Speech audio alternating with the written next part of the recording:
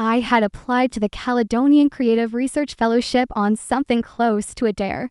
My friend Priya, who has the annoying habit of being right about everything, had been the one to find the listie. We were sitting in my tiny Philadelphia apartment, sharing a bottle of wine that cost $11 and was somehow still decent, and she had thrust her laptop at me the way she does when she's found something she's decided I need. "This," she said, "apply for this."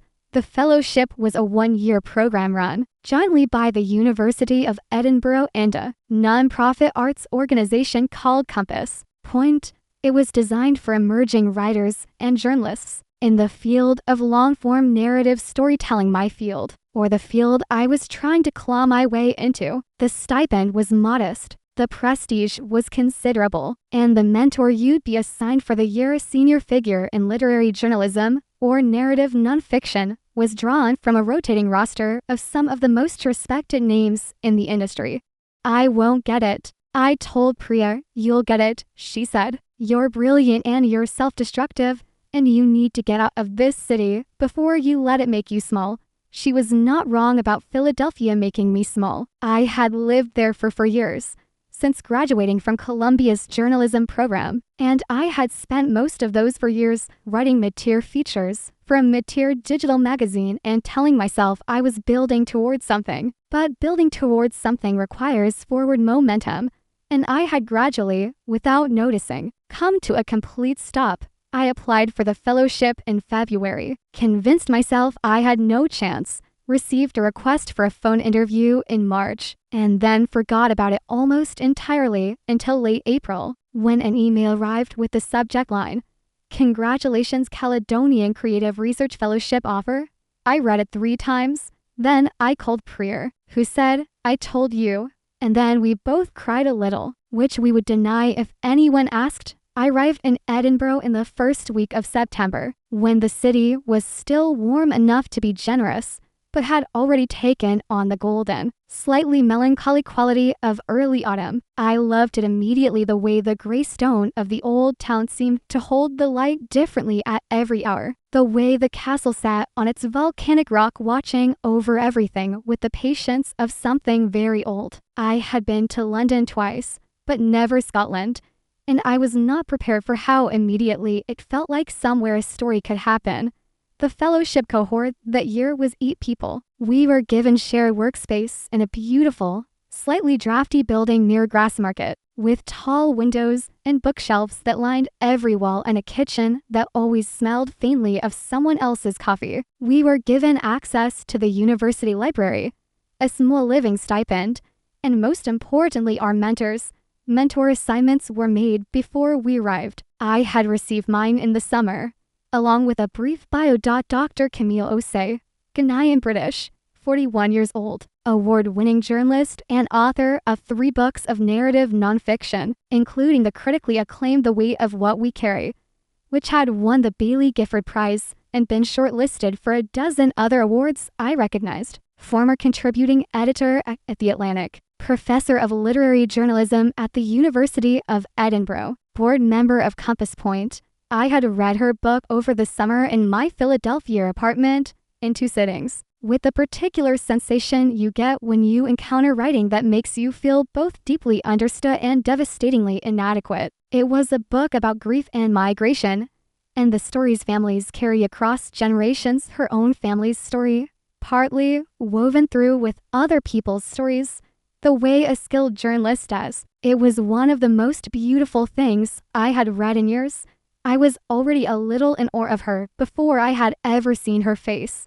The first official meeting of the fellowship cohort was on a Tuesday morning in a conference room on the 2nd floor of our building. We were told our mentors would join us midway through the morning. After a brief welcome from the fellowship director, I was sitting between a Scottish poet named Alistair and an Irish documentary filmmaker named Shaban when the door opened and the mentors filed in. I saw her and I thought, oh, just that, oh, a small word for a large feeling. She was tall, almost my height, which is 5'9", and she wore a deep green coat over a cream turtleneck, and she walked into the room with the particular ease of someone who has learned, over decades, that the space around them belongs to them.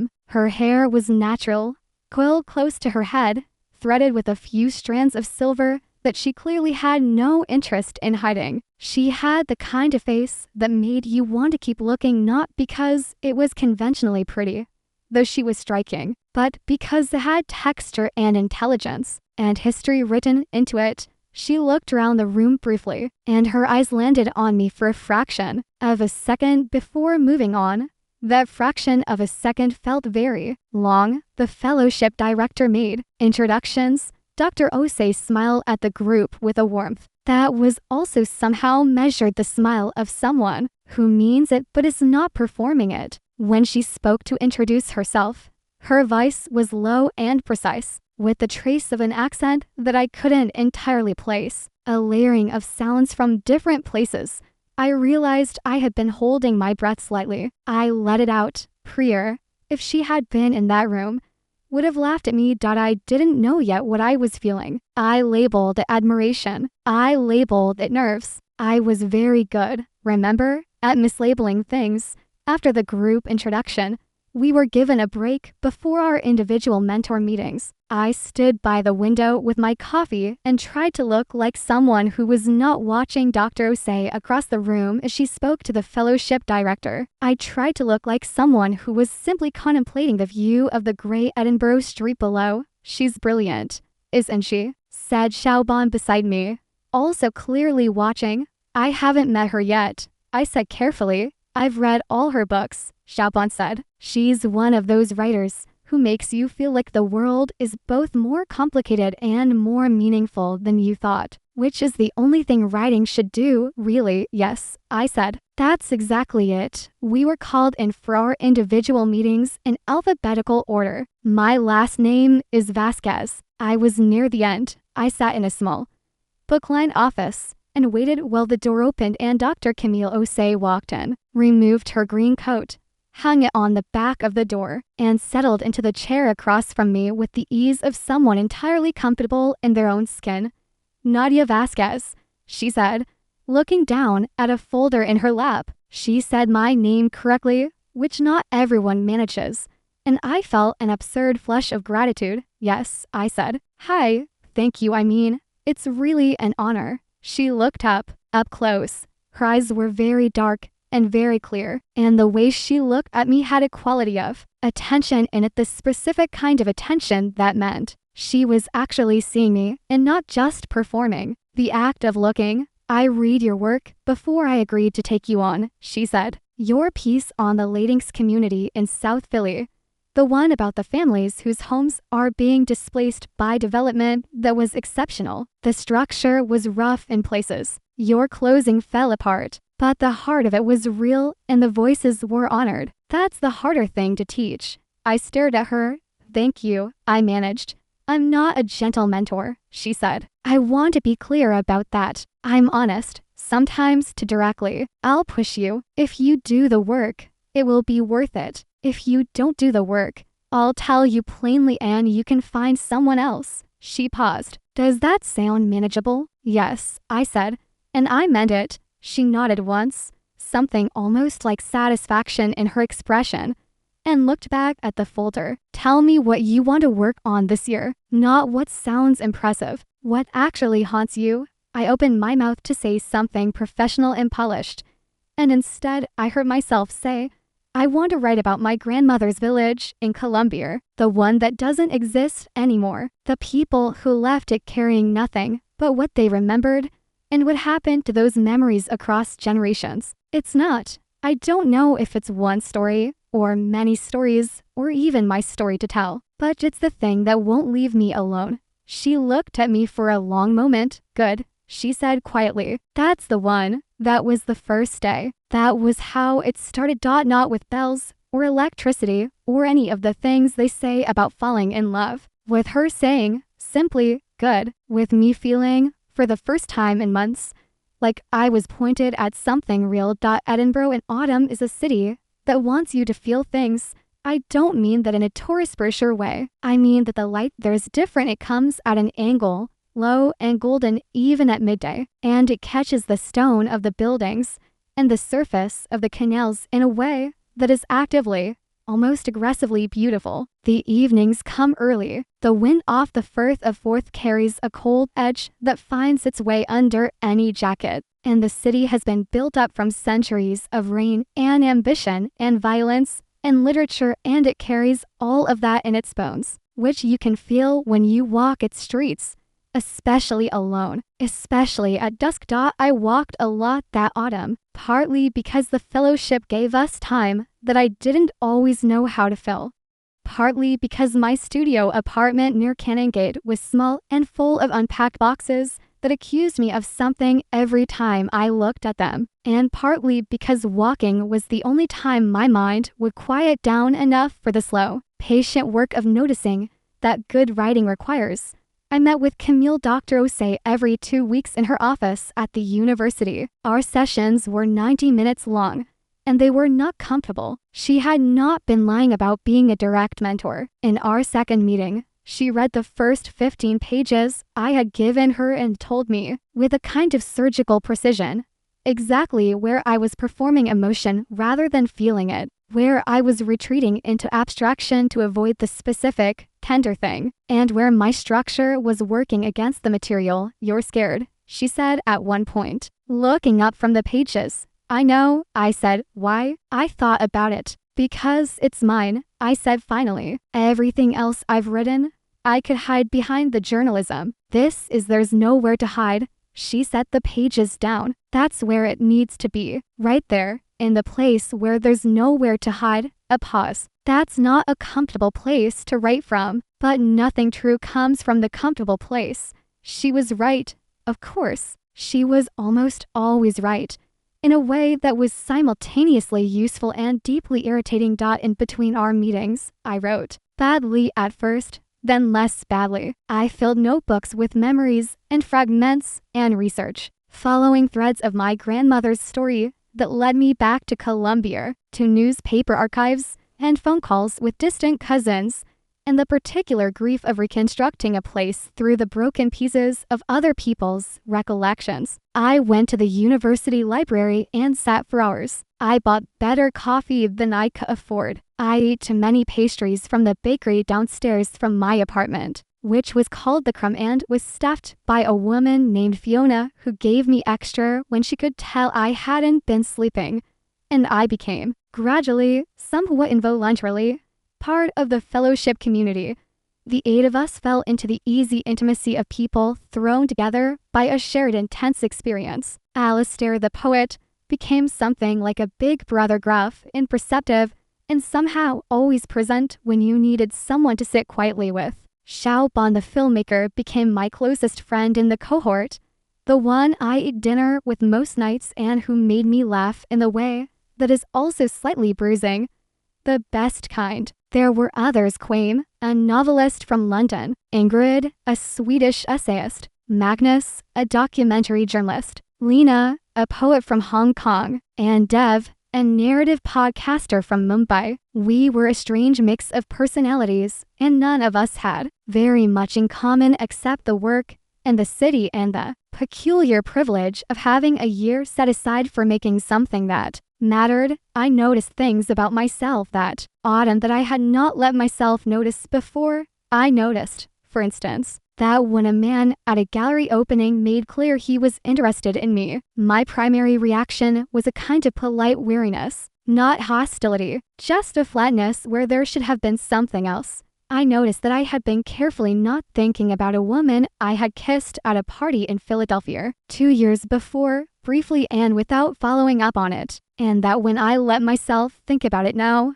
walking the damp Edinburgh streets, the memory landed differently than any memory of any man I had ever kissed. I noticed, most clearly and most uncomfortably, that I thought about Camille Osei quite a lot, not in the way I later would, not then, but enough that I started paying attention to how I felt in the hours before our meetings, which was something I can only describe as the heightened awareness you have before seeing someone you're trying not to care too much about. I thought about her voice, The particular way she said my name, the habit she had of tapping to fingers against her chin when she was thinking, the slight smile that appeared when I gave her something good, not a big smile, just a small shift in her expression, almost private, like she was allowing herself to be pleased. I told myself I admired her. I told myself it was mentorship-related intensity. I told myself a lot of things that were technically true and also completely beside the point. It was Siobhan who first said it out loud, because Siobhan has the Irish gift of noticing things, and then absolutely refusing to leave them UNACKNOWLEDGED. It was a November evening, midway through the semester, and we were at a wine bar near the grass market that we had adopted as our regular spot. The others had drifted home, and it was just the two of us, the candles low on the table between us, the sound of the city muffled outside the fogged windows. "Can I say something?" Siobhan said. In her particular way, that means she's going to say something whether or not you agree. "You're going to say it regardless," I said. "The way you talk about your mentor," she said, not unkindly, just clearly. I looked at my wine. "It's nothing," I said. Siobhan said nothing. "She has a very effective silence. She's brilliant," I said. "I admire her. That's normal for a mentorship." Said Siobhan. "Stop that. I'm not doing anything. You're doing the Irish humming thing." "I'm not humming. I'm acknowledging." She swirled her wine. "Nadia, I say this with all the love in my heart. I think you might be a bit gay." The word landed in my chest like something thrown. And the thing that surprised me was that it didn't land like an accusation. It landed like something being put down that I had been carrying for a very long time. I sat with it for a moment. The word, and the way it felt in my body, which was true, which was something I had been knowing for years, without knowing that I knew. "Yeah," I said, very quietly. "I think I might be." Siobhan reached across the table and squeezed my hand once, firmly. "Okay," she said. "Good. Now we know. I've never fully." I stopped. Started again. "I've never said that to anyone before." "I know," she said gently. "How does it feel?" I considered. Outside, rain had started against the windows.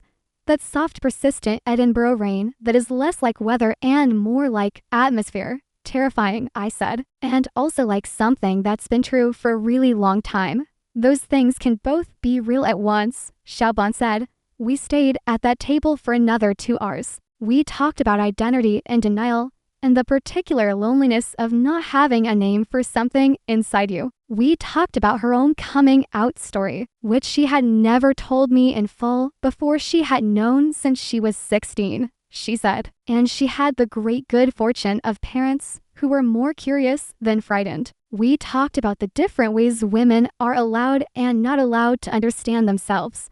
And we talked, gently, carefully, about Camille. "It might just be admiration," I said, "for perhaps the 5th time." "It might be," Siobhan said, meaning, "It's probably not. She's my mentor. She is, and she's 15 years older than me.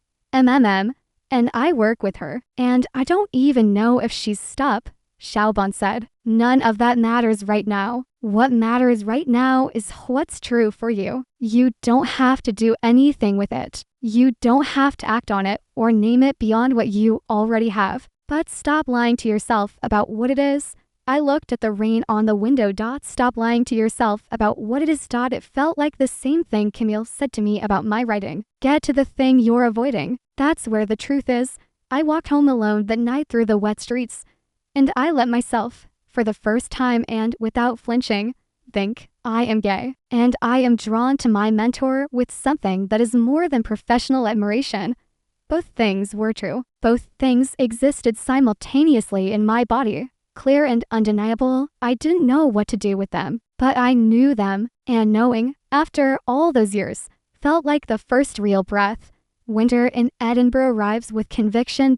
By December, the days had contracted to a thin strip of light between late mornings and early afternoons, and the city wrapped itself in the particular mood of a place that has always known how to live beautifully in the dark. The Christmas markets appeared in Prince's Street gardens, filling the air with the smell of mulled wine and fried dough. And the castle at night was lit in ways that made it look like something from a different century, which it mostly was. I had settled into a rhythm. I wrote in the mornings, sometimes at home, sometimes in a coffee shop on the Royal Mile that was always slightly too loud and always somehow perfect. I had a weekly call with Priya, who had started asking, with increasing directness, whether I had figured anything out yet, which I found both annoying and deeply loving. I had my bi-weekly meetings with Camille.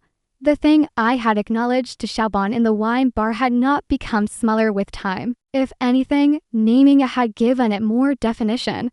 The way naming something lets you see its actual shape. I was not in denial about what I felt anymore, but I had made peace with the fact that it didn't require action. Camille was my mentor. She was professional and warm and occasionally sharp in the way that made me want to be better at everything. She was not, as far as I could tell, romantically interested in me, and there was no reason she should be.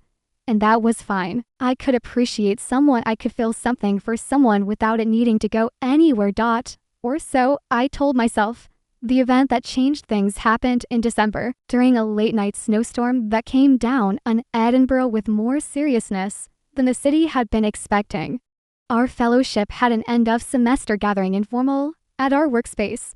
Wine and food and everyone's work pinned to the walls for each other to read. Mentors were invited to attend if they wanted to. Camille came. She wore a black dress with long sleeves, and she brought a very good bottle of Burgundy that she placed on the table without ceremony, and which Alistair immediately opened. She moved through the room with her characteristic ease, stopping to look at people's work on the walls, asking questions. And I was aware of her the way you are aware of a point of light in a dark room without meaning to be.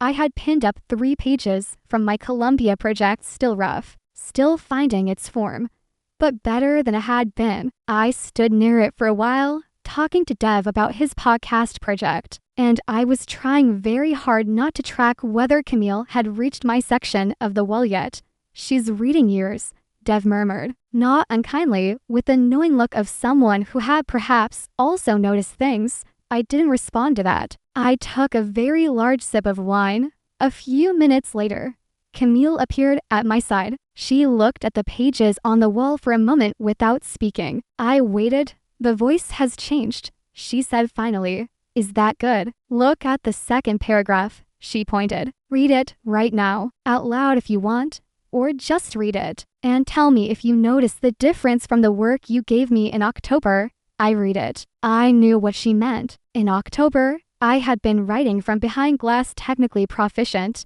emotionally armored. What was pinned on the wall was written from somewhere closer, somewhere more vulnerable, and therefore more true. I stopped hiding. I said. She turned to look at me. She was close. The room was full, and we were standing near the wall together, and she was close enough that I could see the texture of the fabric of her dress, the line of her jaw.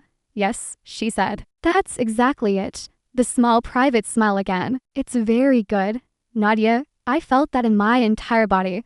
The party wound down after midnight, and people drifted out in 2s and 3s. I was helping Xiaoban stack empty bottles. When I realized the snow had come in earnest, I could see it through the tall windows. The city below transformed, the streetlights haloed in white. Camille was pulling on her coat when her phone buzzed. I heard her make a quiet, frustrated sound, and she looked up and saw me looking. My car service just canceled, she said. The roads. Where do you live? I asked. Newtown, she said. Normally 10 minutes. I'm in Canongate, I said. Same direction, basically. I can walk you part of the way. And then, because it was nearly 1 in the morning, and the snow was coming down seriously, or we could wait it out here for a bit. There's still wine. She looked at me for a moment, a considering look, something measuring in it, and then said, all right, for a bit. The others finished their goodbyes and left. It was just the 2 of us, and the snow, and the last of the Burgundy Dev had left behind. We sat on the windowsill, the deep stone windowsill that was large enough to sit on. One of the things I loved about that building, and watched the snow. For a while, we talked about work. She asked about the Columbia project in a way that was more personal than our professional meetings usually allowed. I found myself telling her things I hadn't written down yet, not the facts of the story, but what it meant to me. The particular grief of inheriting a loss that happened before you were born. The way my grandmother had carried the memory of her village like a tender bruise for her entire life. Camille listened with her whole attention in that specific way she had. And when I finished, she was quiet for a moment. My mother grew up in Kumasi, she said. She came to London when she was 20. She used to say the hardest thing wasn't the distance, it was the way the place changed in her memory over the years. It became something half real, not a lie, but not entirely the truth anymore either. Somewhere between what it was and what she needed it to be. A pause. That's the space your grandmother lived in. That's what you're writing about. Yes, I said. Exactly that. She looked out at the snow. I looked at her looking at it. In the silence that followed, something shifted. It was not dramatic. It was not cinematic. It was more like the quality of the air in the room changing, the way it does before rain, something becoming more present.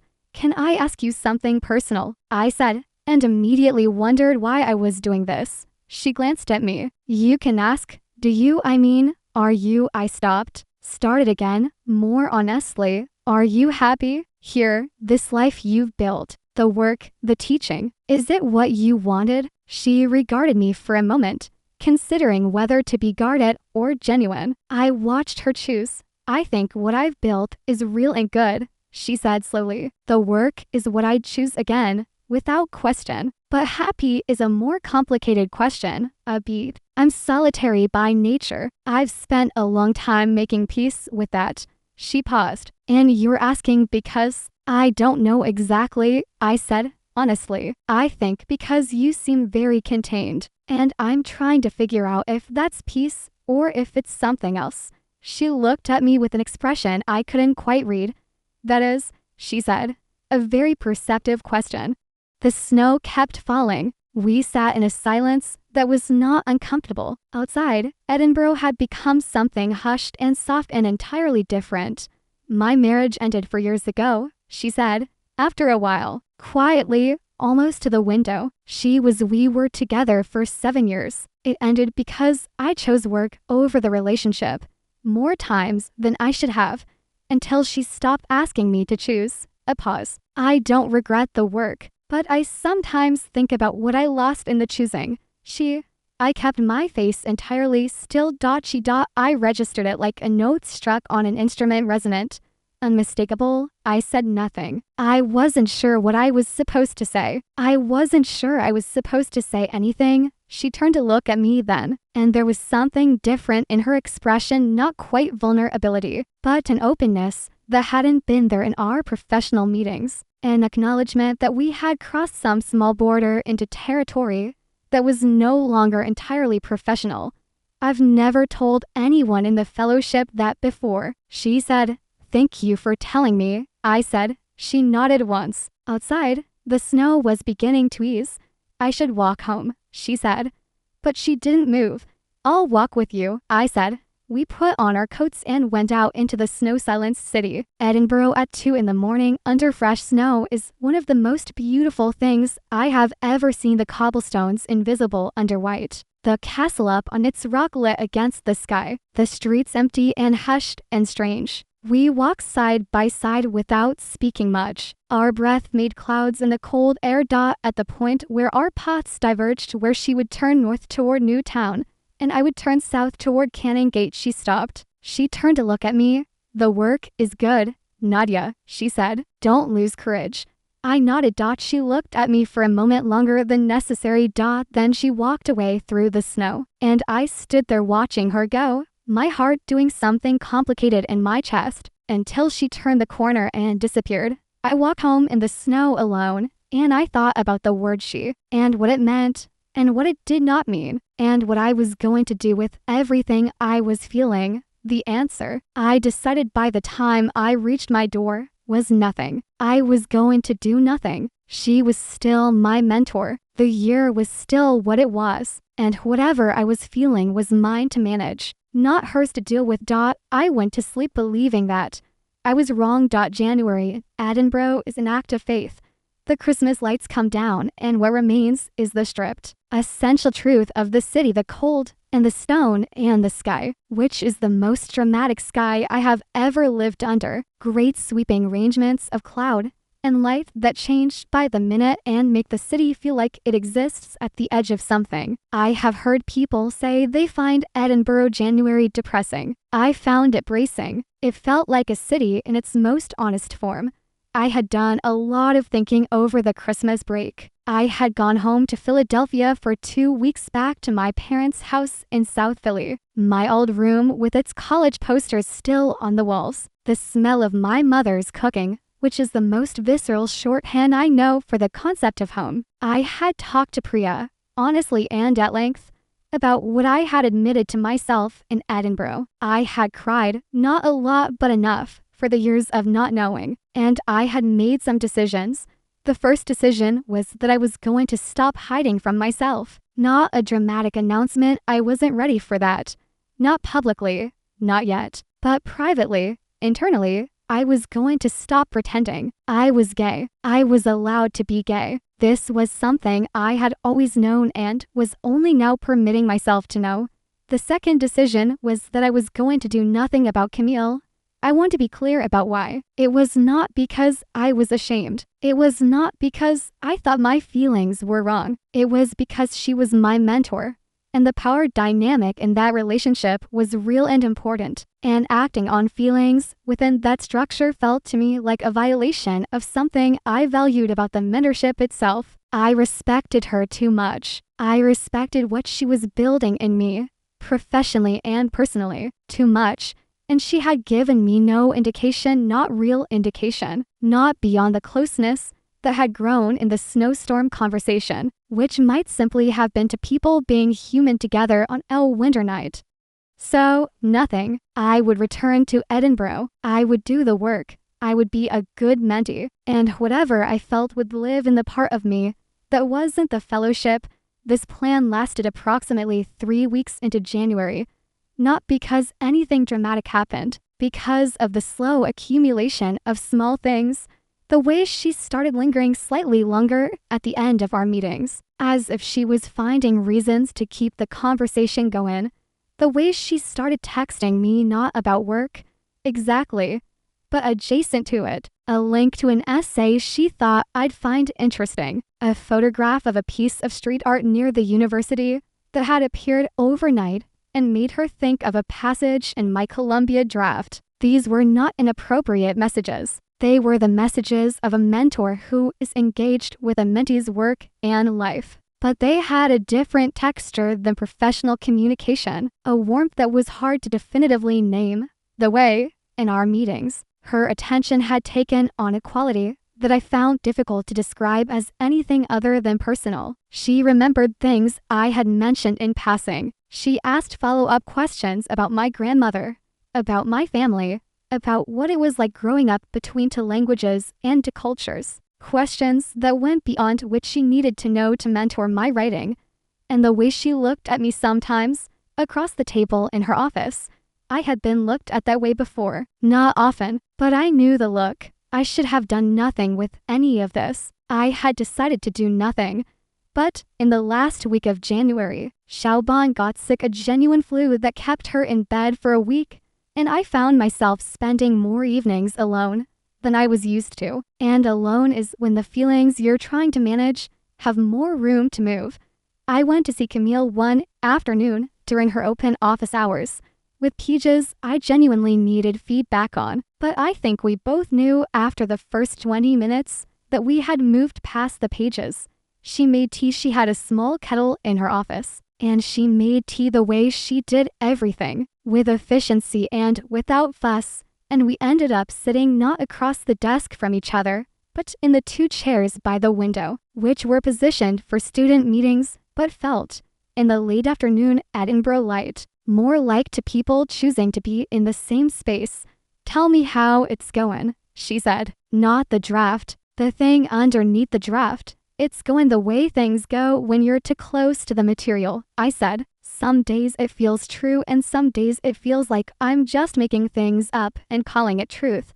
That's always how it feels. The ones who think they're only ever making true things haven't looked closely enough. She wrapped both hands around her mug. What's underneath that, though? What are you actually afraid of with this piece? I thought about it honestly. That I'll get it wrong. That I'll take something real from my grandmother's life, from my family, and I'll turn it into a story that serves me instead of serving them. That the writer in me will cannibalize the granddaughter in me and I won't even notice until it's done. Silence. Then, that is the exact fear that every serious narrative nonfiction writer has about their most important work, she said quietly, and the fact that you can articulate it that precisely means you'll probably navigate it. A pause. I had a version of that same fear when I was writing The Weight of What We Carry.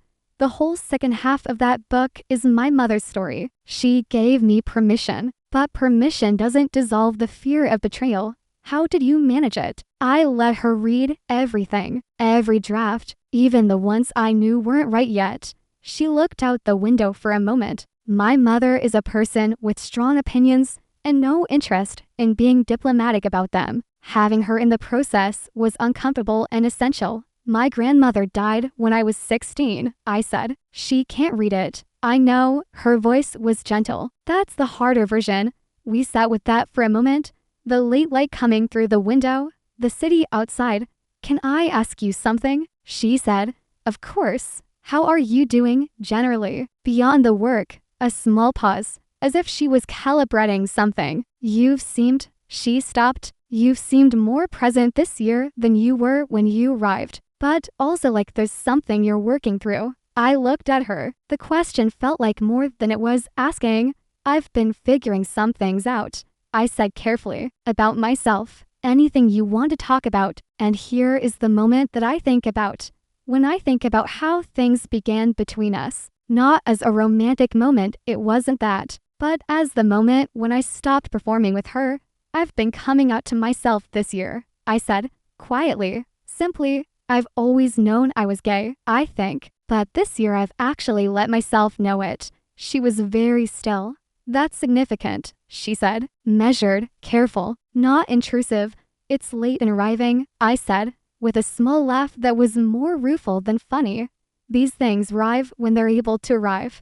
She looked at me with that full attention of hers. How does it feel? Mostly like relief, I said honestly. Some grief for the years of not knowing, but mostly relief. A pause. And some complicated feelings about a specific person, which I'm managing. I looked at her evenly. Badly, the air in the room did something. She held my gaze for a moment that lasted long enough to matter. Complicated how? She said, and I thought, we are at the edge of something. And I thought, one of us is going to step back. And I thought, it should be me. Complicated in the way that things are complicated when you feel something for someone and the context makes it not simple. I said carefully. She set her mug down on the table between us.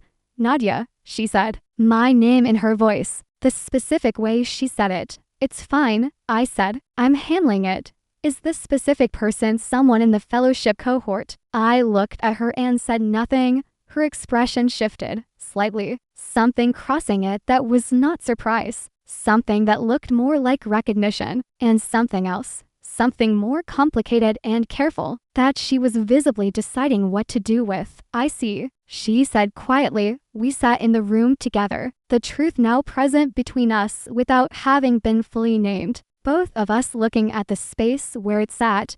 The fellowship ends in June, she said. Finally, slowly, the formal mentorship relationship ends in June. I know, I said. I want. She stopped, started again, more carefully. I want to be clear that I am not unaware of what you're of the dynamic here. And I want to be clear that what I feel is also. She stopped again. My heart was doing something it had never done before. Also complicated, I said softly. She looked at me. Something in her careful expression gave way. Just slightly, yes, she said. Also complicated. We looked at each other across the space of all the things that couldn't happen yet. June, I said. June, she said. It was not a promise. It was not a plan. It was, At most, an acknowledgement and mutual recognition of what existed between us and a mutual agreement that we were going to honor the structure. We were both inside before we did anything about it. I walked home in the January cold with my coat wrapped tight and my face tipped up to the gray Edinburgh sky, and I felt, for the first time in a long time, like I was pointed at the right thing. Between January and June, I wrote the best work of my life. I know that's a large claim. I make it plainly without self-consciousness because it's true. The Columbia Project, which I had come to think of simply as the village, became, in those months, something that I recognized as my most honest work, not my most technically accomplished that would come later with revision, but the most true, the most fully present, the most written from the place where there's nowhere to hide. I think about what made the difference, and I think it was this. I had stopped lying to myself about who I was, and that had somehow dismantled the mechanism I used to lie in my work. You can't be fully honest on the page and dishonest in your own heart at the same time, or at least I couldn't. When I stopped performing for myself, I stopped performing for the reader, and something opened. There was also, obviously, the awareness of Camille. What had been acknowledged between us in January quietly, carefully, in that charged and measured way had changed the texture of our working relationship in a way that was difficult to explain, but impossible to ignore. We were still entirely professional. She was, if anything, more rigorous with me in our meetings than she had been before, pushing harder on the work, holding me more accountable to the material. But underneath the professional structure, something else existed, acknowledged and set aside, like a word written on a piece of paper folded in your pocket. She texted me once, in February, nothing significant, a link to an essay about intergenerational grief that was directly relevant to my project and signed off with, "Reading this made me think of you," for words. I read them 6 times. I was aware of doing so and still read them 6 times, I wrote.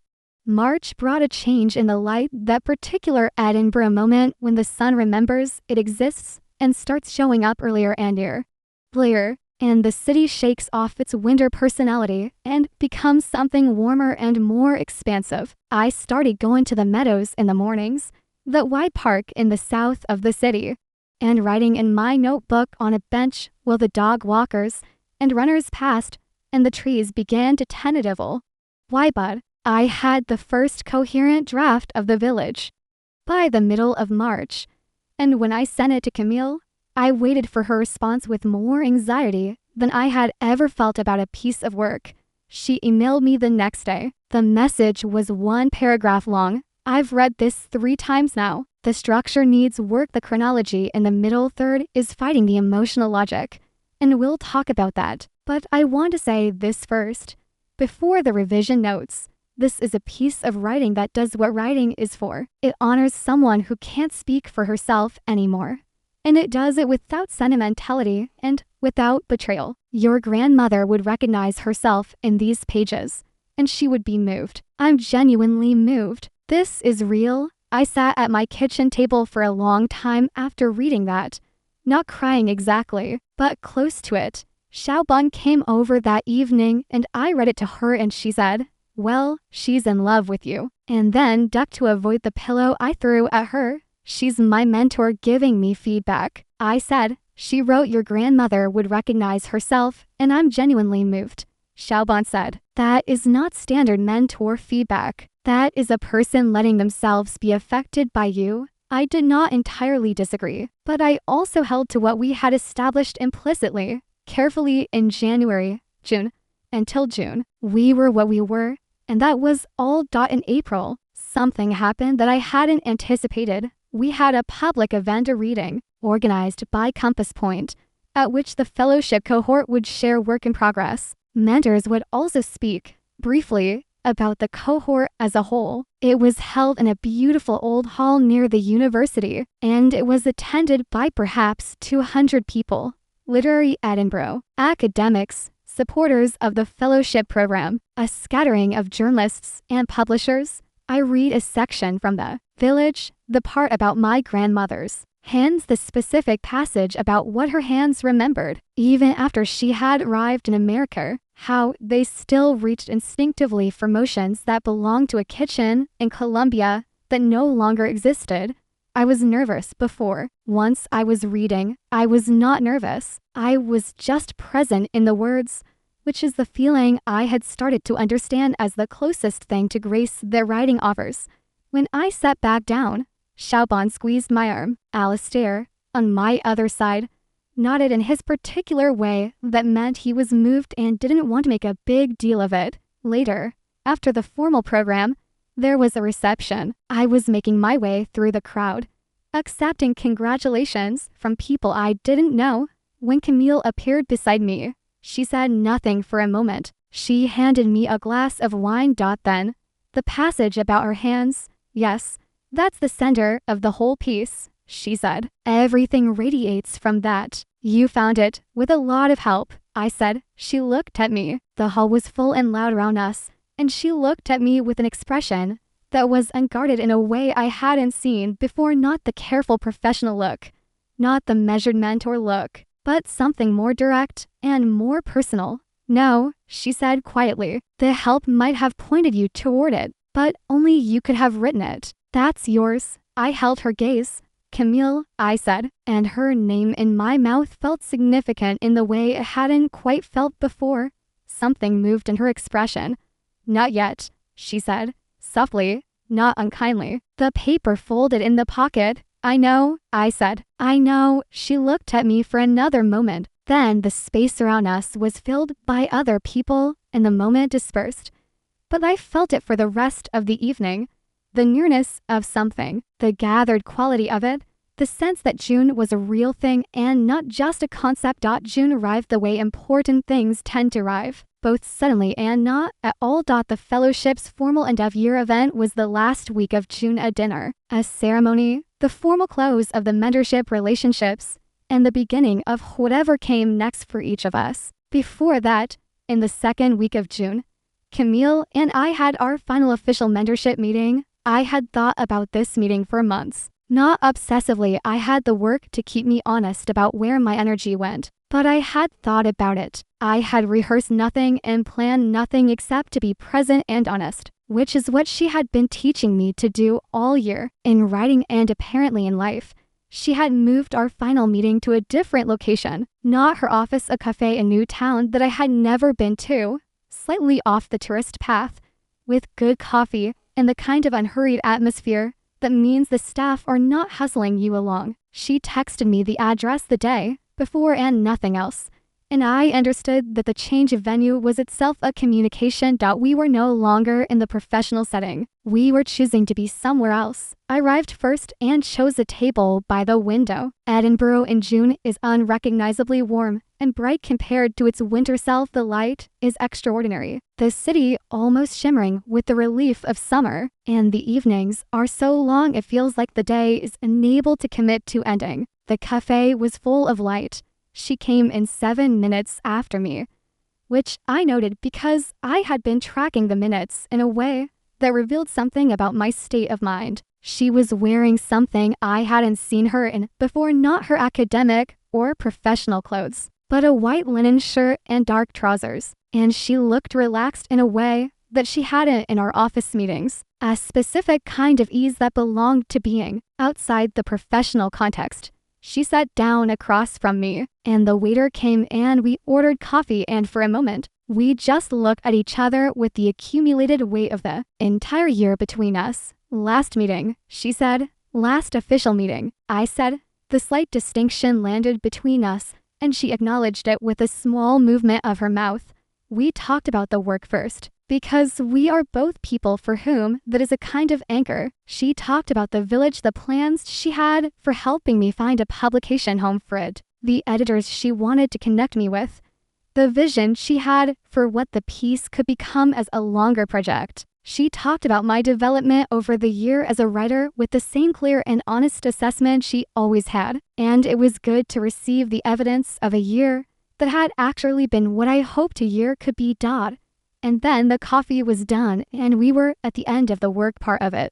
I want to say something, I said. About the year as a whole. She waited. I arrived here not knowing myself very well, I said. I knew my work, or I thought I did, but I didn't know. He stopped, found the real sentence. I wasn't being honest with myself about some fundamental things, and this year the work, Edinburgh, the fellowship, all of that changed that. But I also want to say that you specifically changed that because you kept telling me to go to the true thing and not the comfortable thing, and somehow that stopped being just about the writing. I looked at her steadily. So, thank you for that. She was looking at me with that full attention. You did that work, she said. I pointed at the door. You're allowed to take partial credit. A pause. Then, the mentorship is formally over as of this week.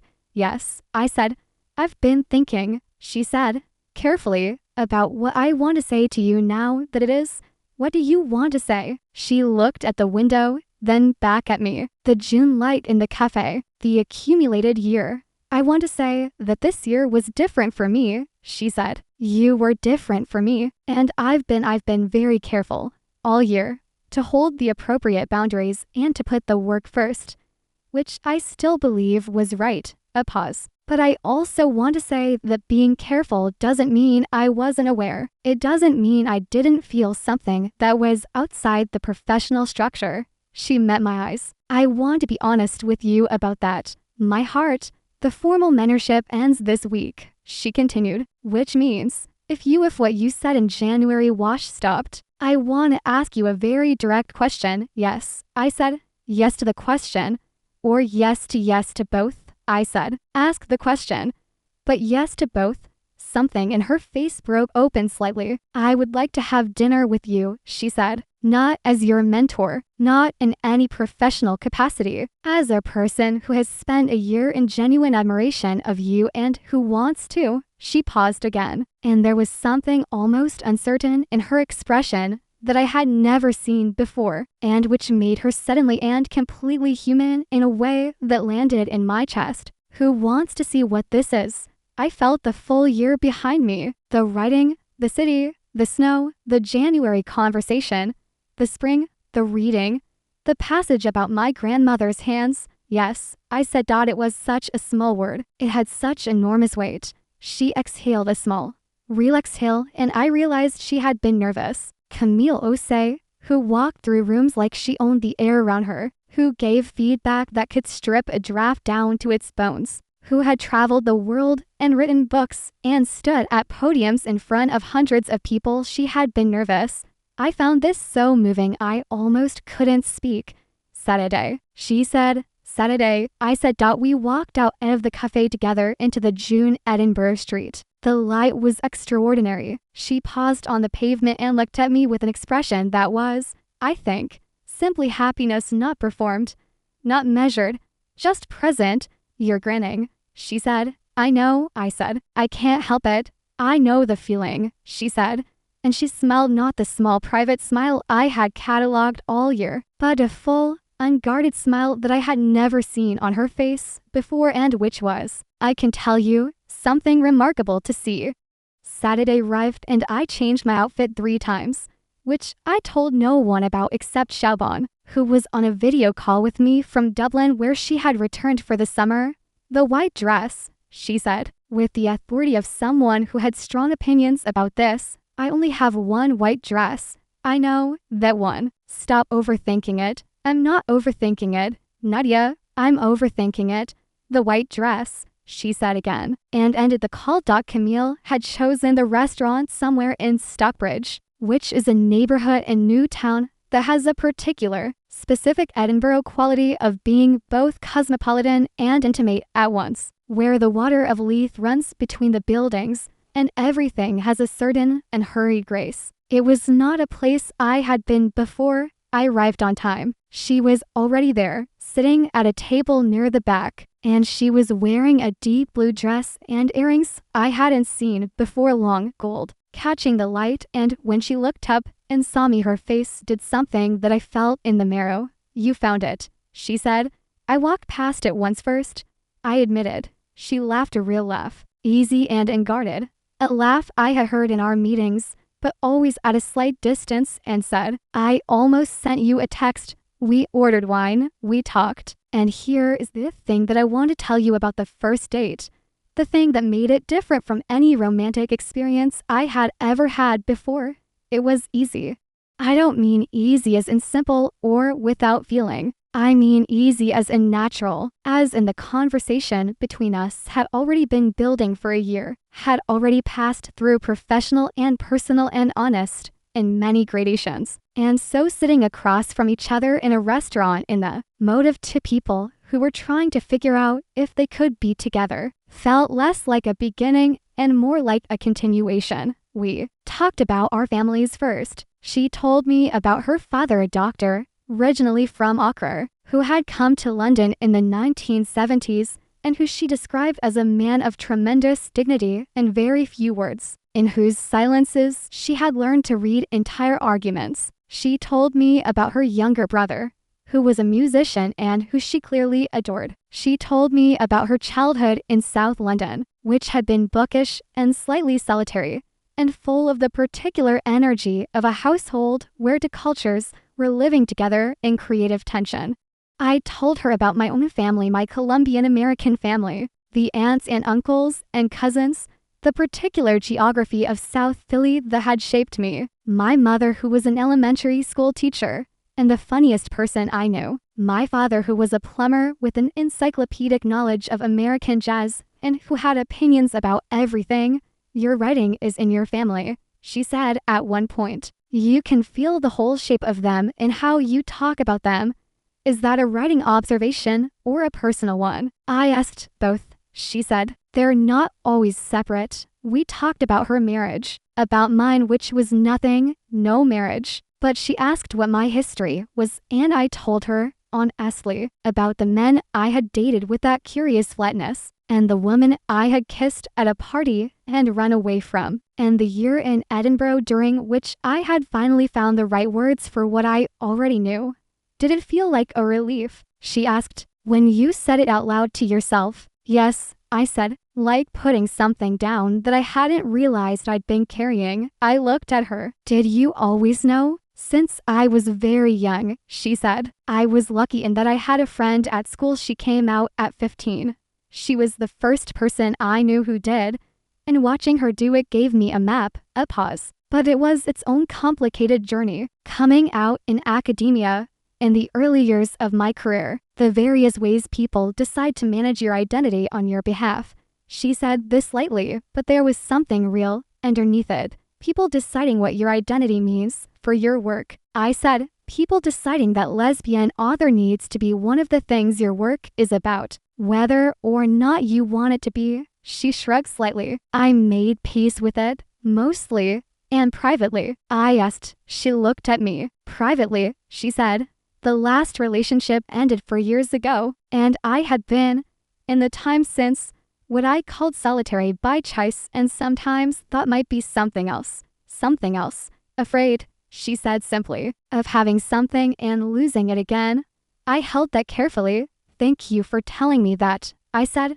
You have the effect of making honesty seem like the natural mode, she said, and there was something in her voice that sounded very close to affectionate. It's one of the more unsettling things about you. We stayed at the restaurant for nearly 3 hours. We walked along the water of Leith, afterward the light still holding, that extraordinary Edinburgh summer evening light that refuses to give way, and we talked less, and were simply present with each other, which felt like its own kind of intimacy. At the end of the evening, we were standing on her street in Newtown, outside the building where she lived.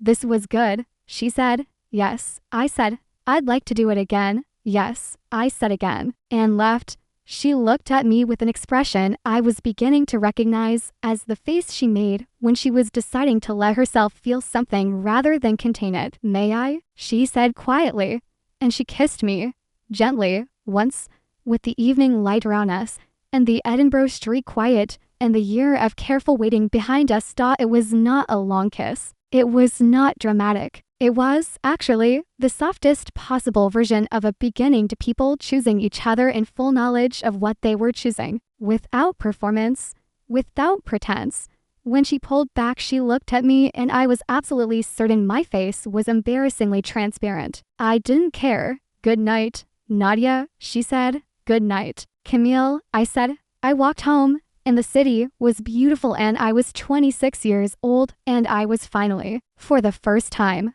beginning to understand what it meant to be known. What I did not expect about falling in love, what no one tells you and perhaps cannot tell you because it requires living through it, is how much it asks of you, not the feeling part. The feeling part is, as advertised, very good. The feeling part, waking up and knowing that this specific person exists and is in your life. The particular sensation of being in their presence. The way a text from them can change the quality of an entire afternoon is as good as anything I had imagined it might be. In some ways it was better. What I did not expect was the amount of courage it required. Camille and I spent July together. She was in Edinburgh for most of the month. She had a book she was working on, a new project, and the quiet of the summer university suited her. I had decided to stay through July before returning to Philadelphia to figure out the next stage of my life, which included several possible paths for the village and exactly zero certainty about where I would be in 6 months. We fell into something that was slower and more deliberate than I had expected from someone who had spent a year feeling things at a pitch of intensity I associated with urgency. But Camille's pace was not a lack of feeling, it was the pace of someone who had learned that the important things deserve care. We had dinners. We went to galleries. She introduced me to her part of the city, new town, its Georgian streets and well-kept parks, the places she went to think, and the cafe where she liked to work, and the small bookshop on a side street whose owner she had been friends with for a decade. She took me to the National Museum of Scotland and we spent 3 hours in there, losing each other in different exhibits and finding each other again. I learned things about her that I hadn't known. I learned that she was a terrible morning person, deeply, genuinely terrible, in the sense that she needed approximately 45 minutes and to coffees before she was capable of actual conversation and was entirely unashamed of this. This felt incongruous with the composed, articulate person I had watched in professional settings and made me deeply fond of her. I learned that she cooked seriously and well, with the focused intensity she brought to everything, and that food was a love language for her. She fed people when she cared about them, and figuring that out felt like learning a new thing about how she showed love. I learned that she had strong, occasionally ridiculous opinions about films, and that she would watch something she considered a bad film with a kind of affectionate exasperation that was among the most charming things I had ever witnessed. I learned that she was, underneath all the composed authority, someone who had spent a lot of years being the person who held everything together, who was reliable and strong, and the person other people brought their problems to, and who did not always find it easy to be in the position of needing something. This last thing, I learned it slowly, and it was the thing that required the most of both of us. The age difference was real. 15 years is not nothing. She had built a life, had a marriage, had healed from its end, had constructed a solitude that was partly chosen and partly retreat. I was 26 and newly understanding myself, and in the first relationship of my life that was actually mine, not a performance, not a compromise, not an attempt to be what someone else wanted. We had a conversation about this in the middle of July, sitting in her living room with the long summer evening coming through the windows. We were not fighting. We are neither of us particularly inclined toward fighting as a primary mode, but we were being honest about something that needed to be said.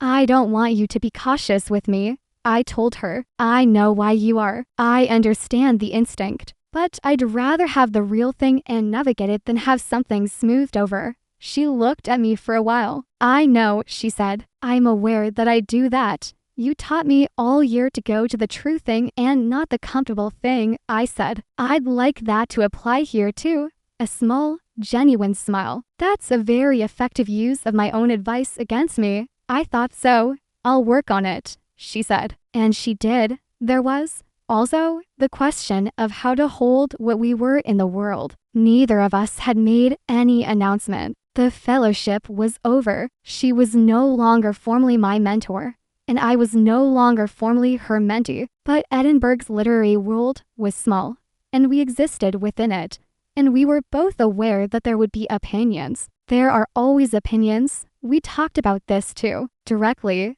in the way we had both agreed was the mode we wanted. I don't want to hide, I told her, nor do I, she said. But I want us to have time to be private with this before it becomes something other people have opinions about.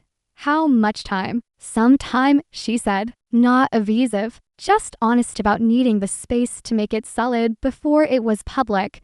That I can work with, I said. She reached across the table and covered my hand with hers. Thank you for being patient with me. You were patient with me for an entire year, I said. That was different, was it? She looked at me. No, she admitted. I suppose it wasn't. I left Edinburgh at the end of July with a return ticket that had an open date, a draft of The Village that was almost ready, and a relationship that was 3 weeks old and somehow felt like the most solid thing in my life. The night before I left, we sat on the stone steps behind her building that looked out over the city. A warm night for Edinburgh, the sky that pale blue it holds in the summer evenings. Come back soon, she said. It was not a demand. It was a plain statement of preference. The way she said things, I will, I said. I know, she said. We sat there until the blue deepened to dark. The city below us went about its business. I memorized the feeling, the specificity of her shoulder against mine. The air, the city, the way you memorize something you know you're going to want to return to. This, I thought, this is what being known feels like. I was back in Philadelphia for 3 months, and those 3 months were their own education in what a relationship is made of when the easy things, presence, proximity, the physical fact of another person are removed. We talked every day, not always for long. She was writing seriously, deep into the new book, and I was doing my own intensive revision work on The Village and exploring what came next professionally. But every day, there was some version of contact, a message, a voice note, a video call in the evenings when the time difference permitted, which was 5 hours and actually more workable than I had feared. I learned how she sounded in the morning, that slow 30-second transition from groggy to present. I learned how she sounded when the writing had gone well and when it hadn't. There was a particular quality to her voice in those conversations, a tightness when the work was stuck, an ease when it was moving. I told her about my days, and she asked questions that proved she had been listening to things I had said weeks ago, which is one of the things about her that I found endlessly remarkable. I also learned, during those months, that I was capable of something I hadn't known I was capable of, asking for what I needed. I am not, by temperament, someone who does this easily. I am more inclined, historically, to manage my own feelings and wait until the discomfort passes. Partly this is being Colombian American and female, and the specific double-layered cultural message about not being too much. Partly it's just who I am, by nature private, somewhat self-sufficient, better at giving than receiving. But I had spent a year learning to go to the true thing, and Camille, with her own specific history of holding too much alone, had told me she was working on receiving.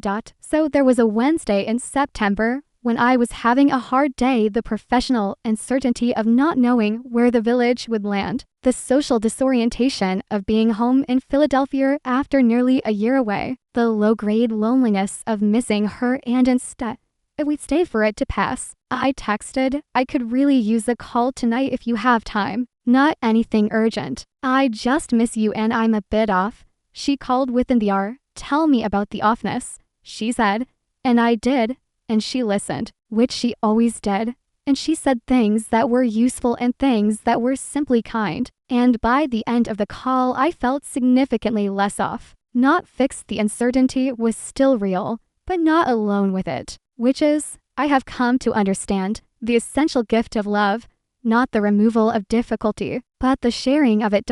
In October, I sold The Village, or rather, the first substantial piece of it, to a magazine I had been reading and hoping to write for since I was in journalism school. It was not a small thing. It was the beginning of something I could see the shape of, professionally.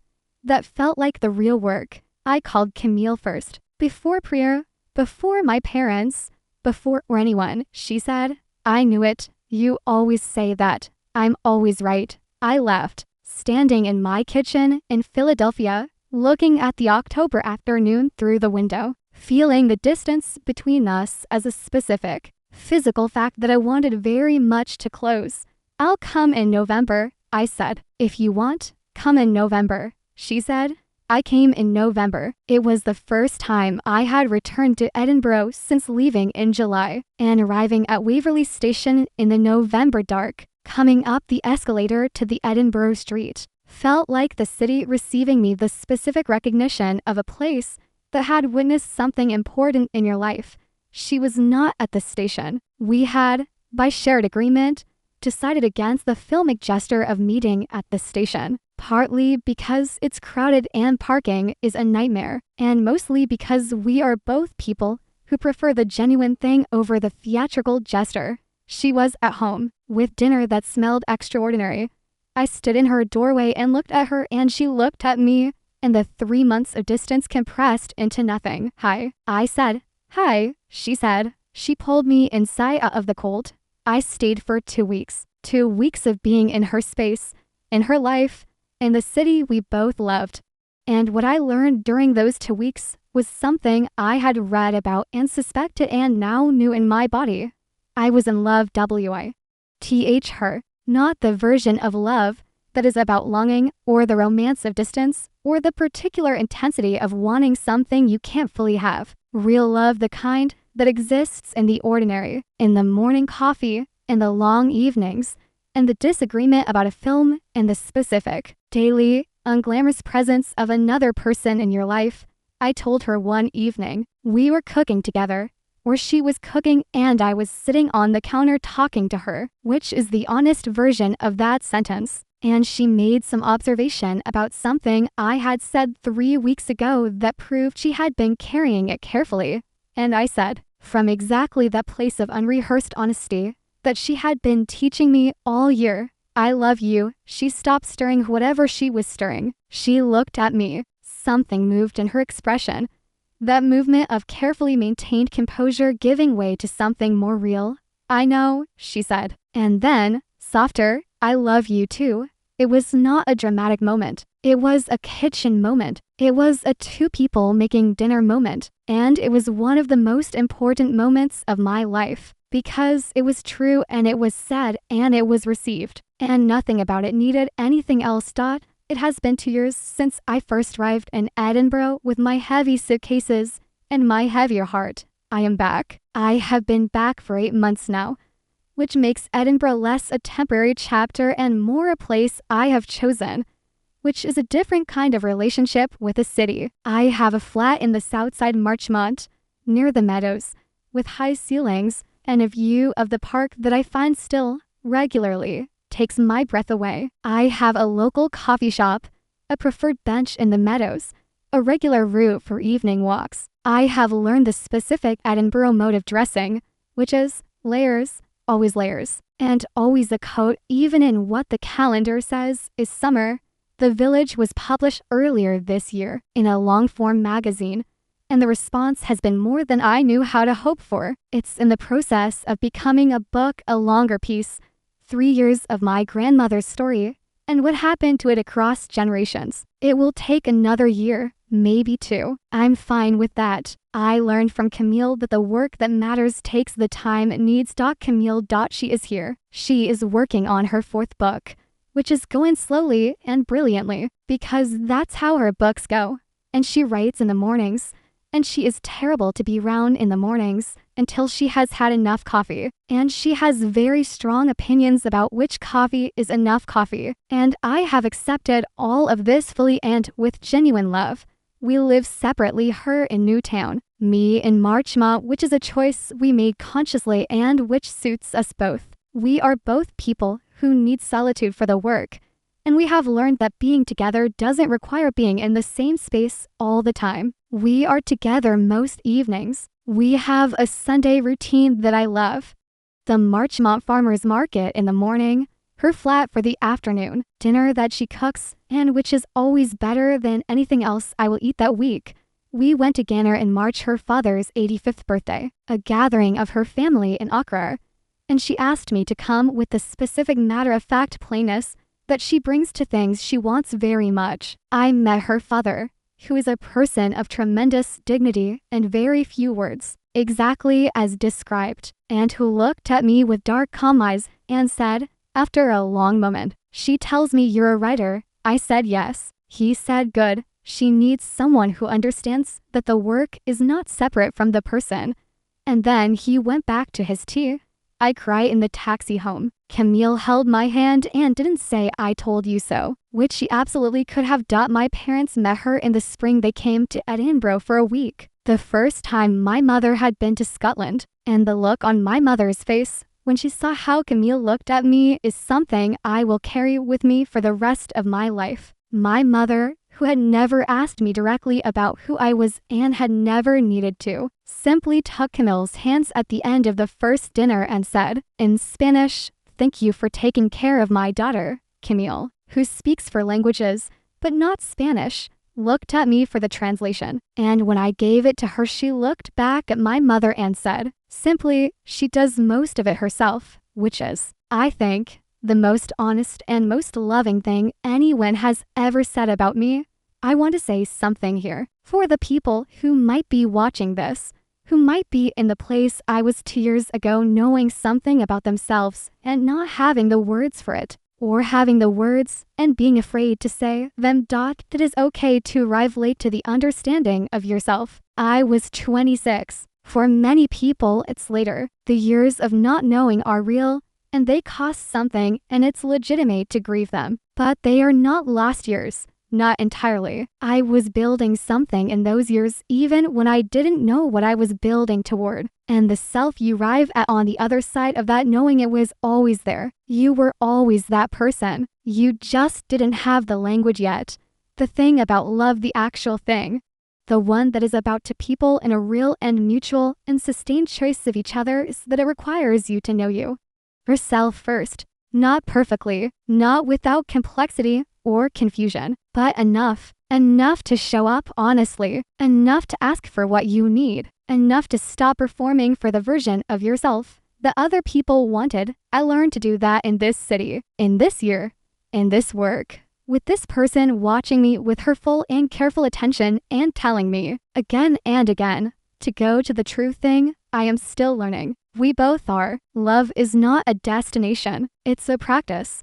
And you never quite get to the end of learning how to do it well. We have hard conversations when we need to. We give each other room to be difficult and imperfect and human. We are honest when honesty is uncomfortable, which it often is. We choose each other, not once but regularly, with the specific intentionality of 2 people who know what they have and know it wasn't guaranteed. I am sitting at my desk in my Marchmont flat as I write this, and it is a gray Edinburgh morning, which is most Edinburgh mornings, and the park is visible through the window in that color. The Edinburgh parks have a particularly vivid, particular green. In a few hours, I will walk to Newtown, and Camille will be terrible company until she's had enough coffee, and then she will be the most interesting person I have ever known, and we will probably argue about something minor and agree about something important. And in the evening there will be dinner and conversation, and the long, easy quiet of 2 people who have stopped performing for each other. I fell in love with my mentor. She fell in love with me. We waited, we were careful, we did it right, in the way that matters, honestly, slowly, with full knowledge of what we were doing. And I have a life now that is recognizably mine, a life in a city I chose, doing work that matters, with a person who knows me fully and chooses me. Anyway, that's the story, that's the whole of it. There's something specific that happens when 2 people who are both writers, both practitioners of the particular discipline, of looking clearly at things and putting words to them, decide to be in a relationship together. It is wonderful and it is occasionally maddening. Camille and I have had arguments about language itself, about whether the word difficult is a euphemism when the more accurate word is frightening. about whether saying I'm fine when you are not fine is a lie or a placeholder, and whether there's a meaningful distinction between those things in the context of intimacy. We had one memorable argument at the end of a long day, both of us tired, that began as a disagreement about a piece of feedback she had given a colleague and evolved, with impressive efficiency, into a larger conversation about whether either of us had the right to tell another person how to feel about what they had written.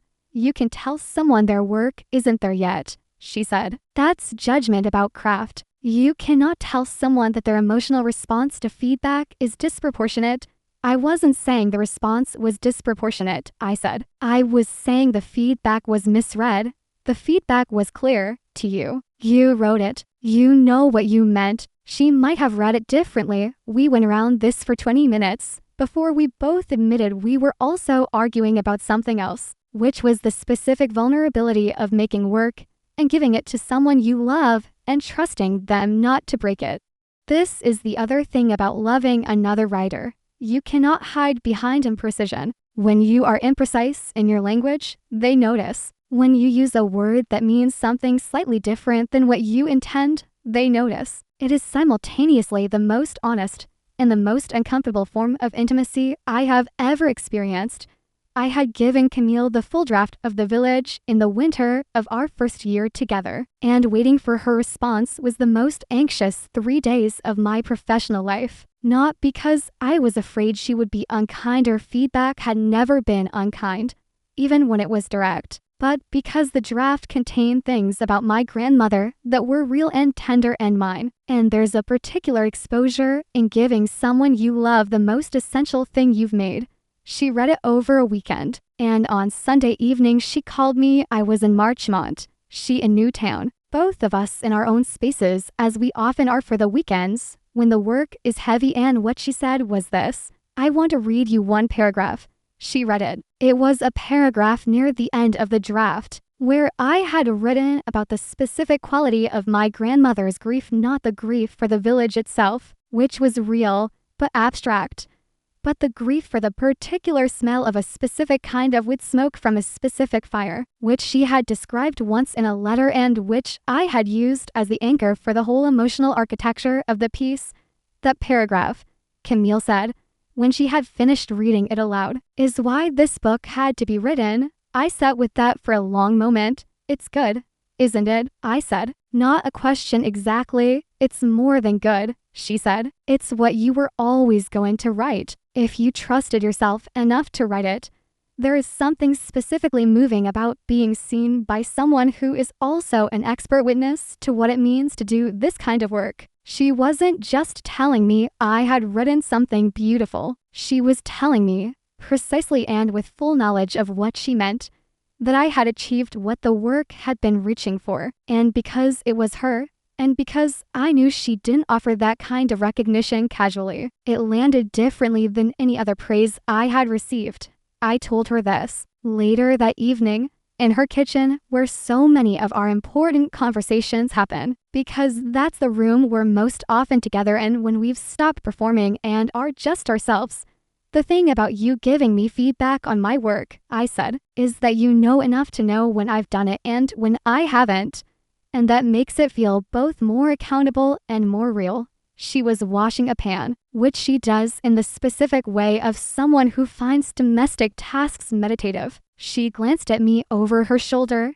That's true in both directions, she said. What do you mean? She turned back to the pan. When I show you pages from the new book, she said, and you read them and you say something like the logic of this section isn't earning its place yet, I feel that more than I would if someone else said it. Because you know when something is earning its place and when it's not. A pause. It's more uncomfortable, but it's more valuable. I thought about that, about the specific intimacy of being known by someone who knows how to know things, who has the vocabulary and the training and the practice to see you more precisely than most people can. I think this is probably the most complicated version of a relationship to be in, I said. She turned around, dried her hands, looked at me with that look, the one that means she's choosing to let herself be amused. Probably, she said. I wouldn't choose differently, Neither would I said. The other thing I want to say about being in a relationship with Camille with a person who is both significantly older than me and significantly more experienced, professionally and personally, is this.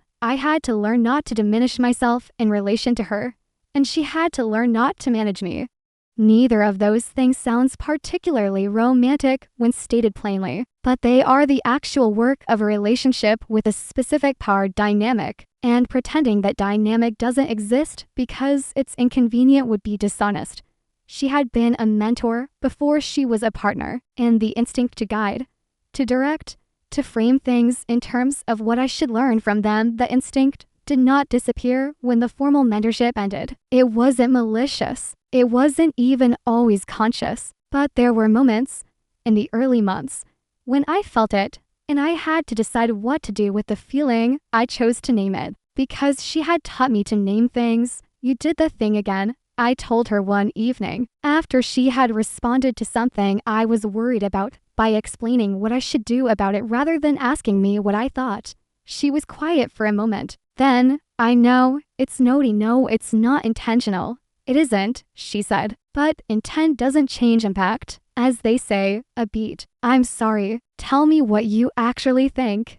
And I told her, and she listened, actually listened, without the undertow of knowing better, and the thing I actually thought turned out to be correct, which I noted, and which she acknowledged with the gracious directness that is one of the things I love most about her. You're very often right, she said. I need to be better at leading with that acknowledgement. You're better than you were, I said. High praise. I meant it kindly. I know you did. She reached over and tucked a strand of hair behind my ear, a small gesture, something she does when she's feeling tender. You've made me better at this, she said, at being a person in a relationship. I mean, at receiving rather than just providing. I held that. The gift of it. You made me better at almost everything else, I said. So we're probably even, she smiled. The full and guarded smile that I have never taken for granted, that I hope I never take for granted, that still lands in my chest the same way it did on that Edinburgh evening street outside her building 2 summers ago.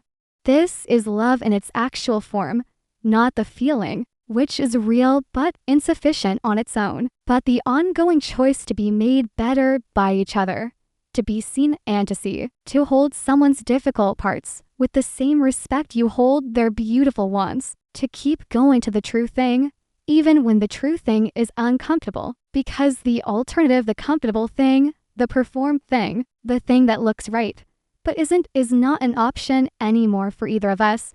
I told my parents about who I am in October of that first year back in Edinburgh, in a phone call to Philadelphia that I had been preparing for and postponing in roughly equal measure for several months.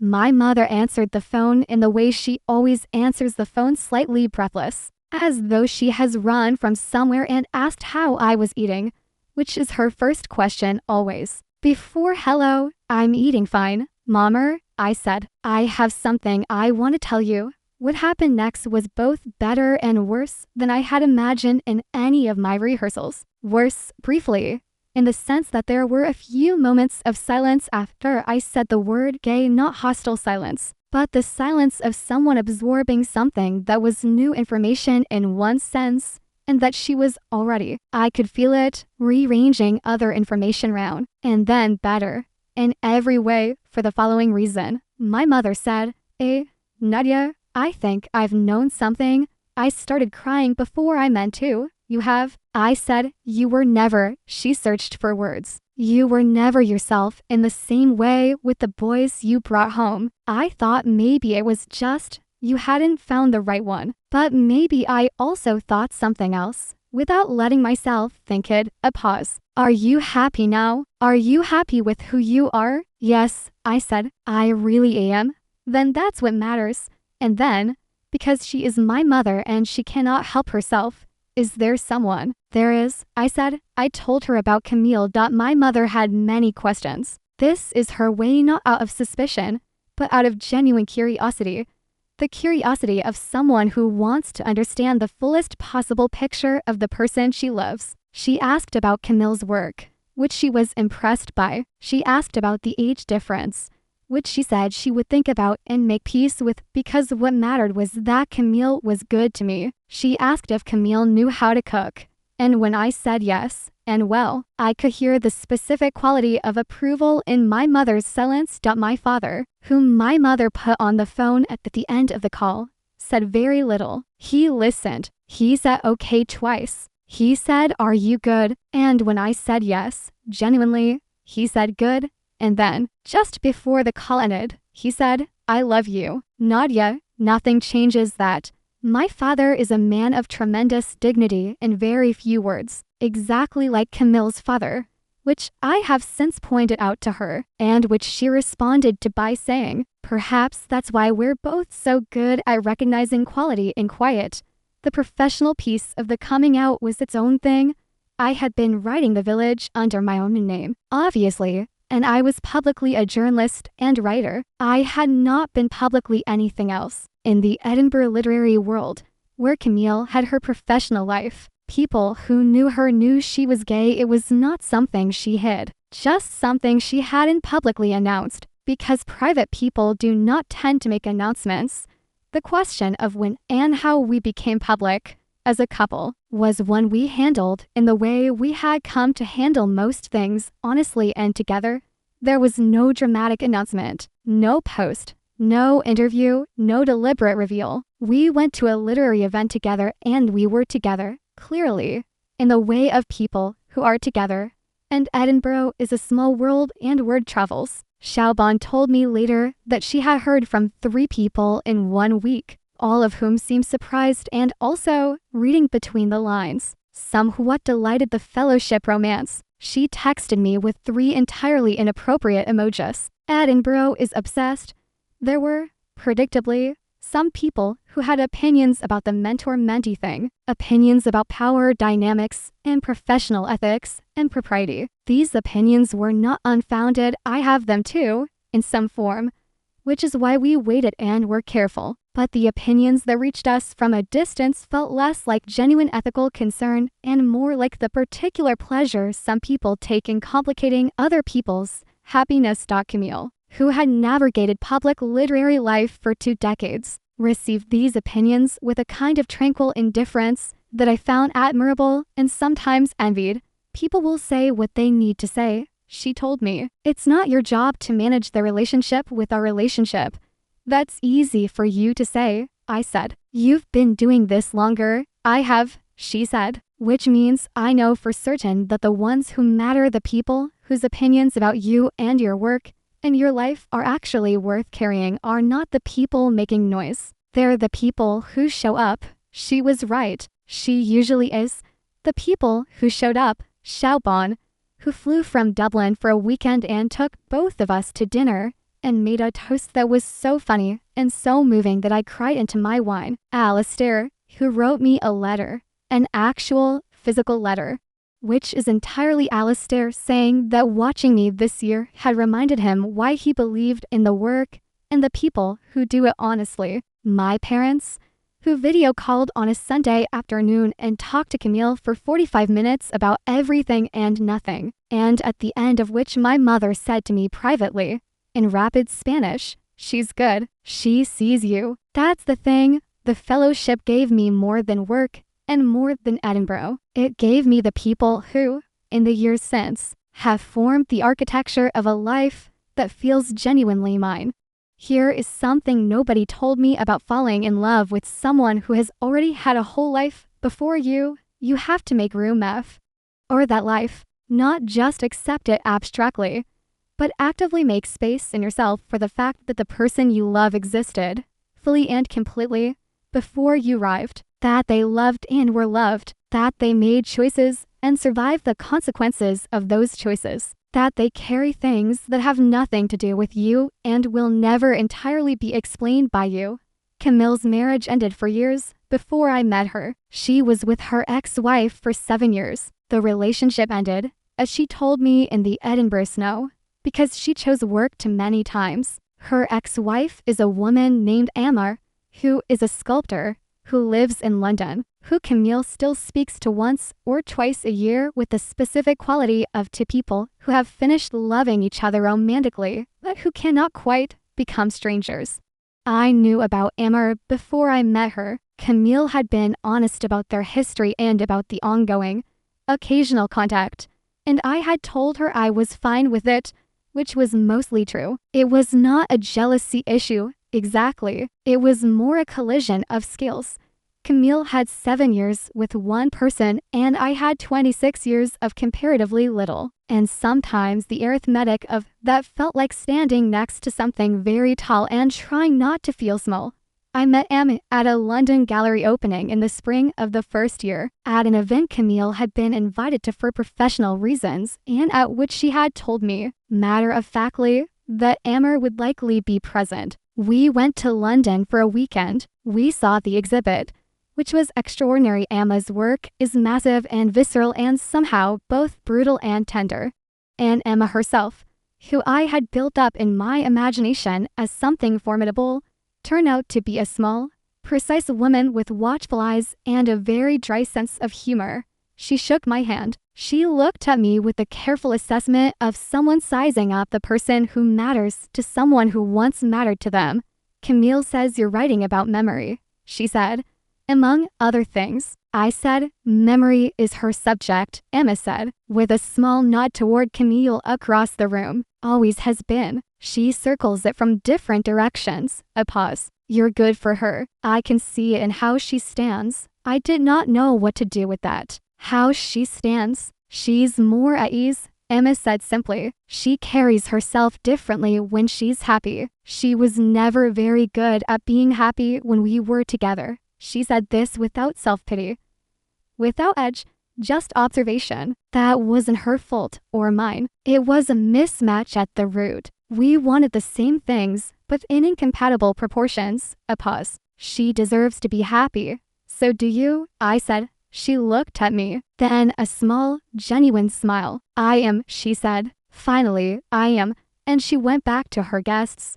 I found Camille 20 minutes later near the sculpture that had anchored the exhibit, a massive bronze piece, human scale, that seemed to be both reaching up and collapsing inward at the same time, which is something Emma's work does that I find completely remarkable. You talked to her, Camille said. She told me you're more at ease. I said. Camille looked at the sculpture. Emma notices things, she said. She said you were never good at being happy. A long pause. She's not wrong about that, Camille said quietly. Happiness always felt provisional, somehow, like something that could be revoked. She turned to look at me. It feels different now. Different how? She considered. Grounded, she said finally. It feels like something that's mine rather than something on loan. A pause. I think that might be you. I think you make it feel more solid. I held her gaze. You make it feel more solid for me too. I said. There's a particular gift that comes with loving someone who has already lived through things you haven't. They carry the evidence that hard things are survivable. Camille has been through loss and the end of love and the rebuilding of a self after both. She carries the history not as damage, but as knowledge. And sometimes when I am frightened of the work, of the future, of the ordinary uncertainty that a life in writing involves, I can feel the solidity of that knowledge, and it helps. And she, I think, carries something from me to the specific quality of a person who has come to themselves later than some, who knows what it costs to arrive, who has no interest in pretending to be comfortable when she is not, and who will always go to the true thing. We are not the same person. We are not a mirror of each other. We come from different places and different generations and different experiences of the world. And we will always, on some things, see differently. But we look at things together. That is the part that matters. We are two people who have both, in different ways and at different moments in their lives, decided to see clearly and who have found, in each other, someone worth seeing clearly with. I don't know what the next 10 years will look like. I know where I want to be. I know who I want to be with. The details are still in formation, which is the natural condition of any life that isn't already over. What I know is this: I came to Edinburgh with my heavy bags and my complicated heart. And Edinburgh gave me back to myself. And the self it gave back to me is someone who loves genuinely, works honestly, and knows finally, completely, without the weight of the old pretending who she is. That is the whole story. That is everything. But let me add one more thing, because I have been thinking about it since I decided to tell this story publicly, and I think it belongs here. I have been asked, since The Village was published, whether the mentorship influenced the work, whether our relationship colored what I wrote, whether the personal dynamic changed the professional output. My answer is always yes. Of course it did. How could it not? The year I spent under her guidance changed how I write, how I think about what writing is for, how I understand the relationship between the writer's life and the writer's work. That is what mentorship is supposed to do. That is what the best teaching does. It does not hand you answers. It changes the quality of your questions. And the love the thing that grew alongside the mentorship, and then, carefully and deliberately, after it that changed me too. Not by softening me or making me less committed to the work, but by giving me something real to stand in. When you love someone and are loved back, you write from a different place than when you are performing. You write from ground that is solid under your feet. You write as someone who does not need the work to save them, because the work is not a hiding place anymore. It is simply what it is, the practice of seeing clearly and putting it into language. The fellowship gave me my work. Edinburgh gave me myself. And Camille, Dr. Osei, my mentor and my love gave me the map to both.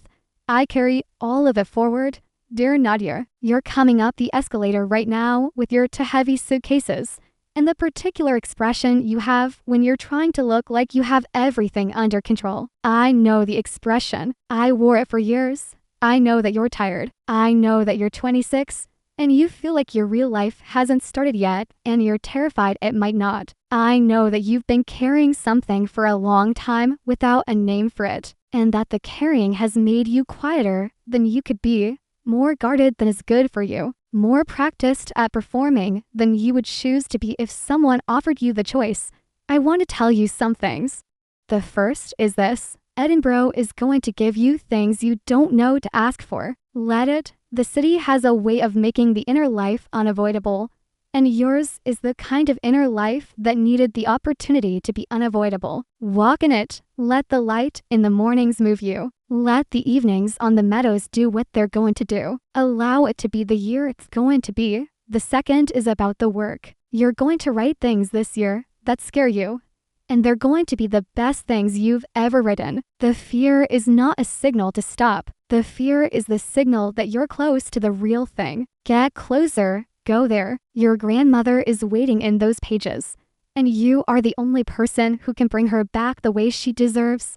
The third is about yourself. You know the thing you've been not knowing, the thing that lives in your body and has been living there since you were young and reached for the wrong vocabulary for it and found nothing and moved on. You're going to find the vocabulary this year. It's going to arrive the way true things arrive, simply, and with the quality of something always known. When it does, don't run from it. Don't explain it away. Don't name it anything other than what it is. You are gay. You've always been gay. Welcome to knowing. The fourth is about Camille. She is going to walk into a conference room a Tuesday morning in September, and you are going to think, simply, oh, you are going to spend a year feeling something you have no business feeling, and managing it with a patience that is going to be one of the harder things you do. And it's going to be worth it, not because it leads somewhere, although it does, but because the managing of it is itself the education. The year will teach you, in your writing and in your heart, to go to the true thing. And the true thing, when you are ready, will be there. She is brilliant, and she is difficult, and she is kinder than she appears, and she is going to see you really see you, in the way that means being witnessed without performance, and that is going to change you in ways that have nothing to do with romance and everything to do with becoming more fully yourself. Love her well. Let her love you back. Be honest with each other, even when it's uncomfortable, especially when it's uncomfortable. And Nadia, be patient with yourself. You are arriving at all of this in your own time. And your own time is the right time. The years you spent not knowing were not wasted. They made you the kind of person who, when she finally knows deeply and without flinching. They made you someone who understands, in her bones, the value of what she's found. You are going to be very happy here. Not perfectly happy. Happiness is not a state. It's a practice. And it exists alongside difficulty and uncertainty and all the ordinary complications of a real life. But genuinely, sustainedly, recognizably happy in the way that comes from being fully yourself in a life you choose. Go get your bags. The city is waiting. With all the love I have. Edinburgh, June.